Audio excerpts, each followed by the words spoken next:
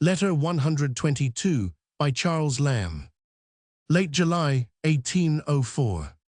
My dearest Sarah, your letter, which contained the news of Coleridge's arrival, was a most welcome one, for we had begun to entertain very unpleasant apprehensions for his safety, and your kind reception of the forlorn wanderer gave me the greatest pleasure, and I thank you for it in my own and my brother's name. I shall depend upon you for hearing of his welfare, for he does not write himself, but as long as we know he is safe, and in such kind friends' hands, we do not mind. Your letters, my dear Sarah, are to me very, very precious ones. They are the kindest, best, most natural ones I ever received. The one containing the news of the arrival of Coleridge, perhaps the best I ever saw, and your old friend Charles is of my opinion. We sent it off to Mrs. Coleridge and the Wordsworths, as well because we thought it our duty to give them the first notice we had of our dear friend's safety, as that we were proud of showing our Sarah's pretty letter. The letters we received a few days after from you and your brother were far less welcome ones. I rejoiced to hear your sister is well, but I grieved for the loss of the dear baby, and I am sorry to find your brother is not so successful as he at first expected to be, and yet I am almost tempted to wish his ill fortune may send him over to us again. He has a friend, I understand, who is now at the head of the Admiralty. Why may he not return and make a fortune here? I cannot condole with you very sincerely upon your little failure in the fortune-making way. If you regret it, so do I, but I hope to see you a comfortable English wife, and the forsaken, forgotten William, of English partridge memory, I have still a hankering after. However, I thank you for your frank communication, and I beg you will continue it in future.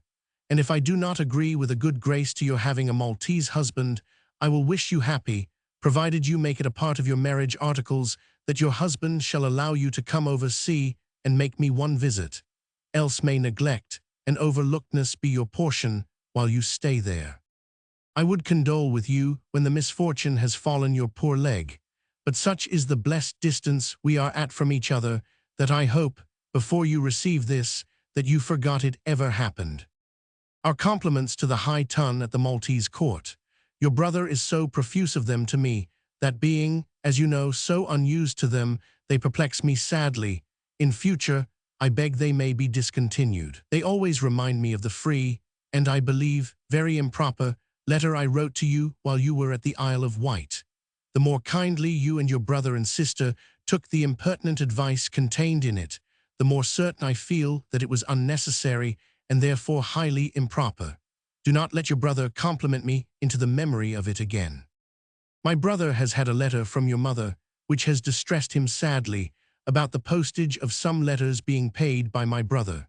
Your silly brother, it seems, has informed your mother.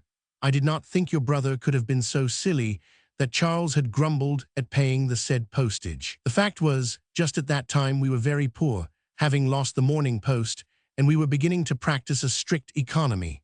My brother, who never makes up his mind whether he will be a miser or a spendthrift, is at all times a strange mixture of both. Of this failing, the even economy of your correct brother's temper makes him an ill judge. The miserly part of Charles, at that time smarting under his recent loss, then happened to reign triumphant, and he would not write, or let me write, so often as he wished, because the postage cost 2 and 4 pence. Then came 2 or 3 of your poor mother's letters nearly together, and the 2 and 4 pences he wished, but grudged to pay for his own, he was forced to pay for hers. In this dismal distress, he applied to Fenwick to get his friend Motley to send them free from Portsmouth. This Mr. Fenwick could have done for half a word speaking, but this he did not do. Then Charles foolishly and unthinkingly complained to your brother in a half-serious, half-joking way, and your brother has wickedly and with malice aforethought told your mother. Oh, fie upon him, what will your mother think of us? I too feel my share of blame in this vexatious business, for I saw the unlucky paragraph in my brother's letter, and I had a kind of foreboding that it would come to your mother's ears, although I had a higher opinion of your brother's good sense than I find he deserved. By entreaties and prayers, I might have prevailed on my brother to say nothing about it. But I make a point of conscience never to interfere or cross my brother in the humor he happens to be in. It always appears to me to be a vexatious kind of tyranny that women have no business to exercise over men, which merely because they having a better judgment, they have the power to do. Let men alone, and at last we find they come round to the right way, which we, by a kind of intuition, perceive at once. But better, far better, that we should let them often do wrong, than that they should have the torment of a monitor always at their elbows. Charles is sadly fretted now, I know, at what to say to your mother. I have made this long preamble about it to induce you, if possible, to reinstate us in your mother's good graces. Say to her, it was a jest misunderstood. Tell her Charles Lamb is not the shabby fellow she and her son took him for, but that he is now and then a trifle whimsical or so.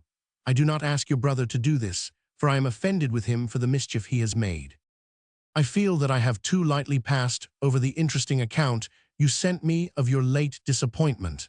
It was not because I did not feel and completely enter into the affair with you. You surprise and please me with the frank and generous way in which you deal with your lovers, taking a refusal from their so prudential hearts with a better grace and more good humor than other women accept a suitor's service.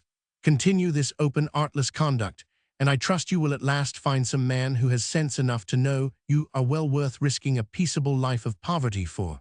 I shall yet live to see you a poor, but happy English wife. Remember me most affectionately to Coleridge, and I thank you again and again for all your kindness to him. To dear Mrs. Stoddart and your brother, I beg my best love, and to you all I wish health and happiness and a soon return to old England.